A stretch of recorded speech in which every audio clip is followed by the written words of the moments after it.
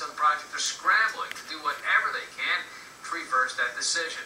But as News13's John Bartel reports, a pro-natural gas consulting firm is telling protesters they need to accept defeat.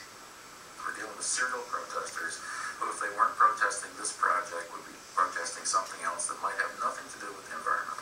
Tom Shepstone, a natural gas and energy company consultant, says he's tired of anti-natural gas protesters like Alex Lotorto stalling progress on natural gas projects like the one running through Pike County.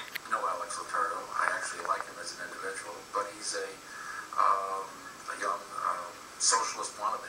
So the Tennessee Pipeline and Tom Shepstone, who says he's a resident in the area, want to say that this is good.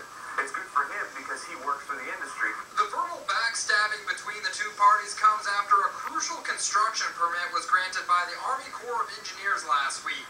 This was the last permit the construction firm Tennessee Gas Pipeline Company needed to begin building a natural gas transmission line through Pike County and many parts of eastern Pennsylvania and New Jersey. So we're holding out a lot of hope that the Army Corps was going to live up to their obligation, and unfortunately they haven't. For months, protesters rallied against the pipeline project, hoping the Army Corps of Engineers would side with them and not allow the pipeline to go through water crossings.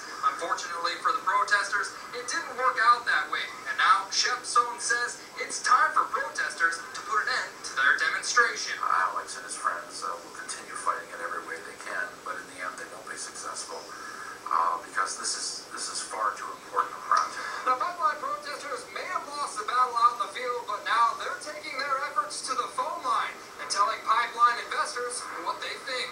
Calling the Kinder Morgan shareholders, the investors, because we want to make them aware of what their company has been doing. Protesters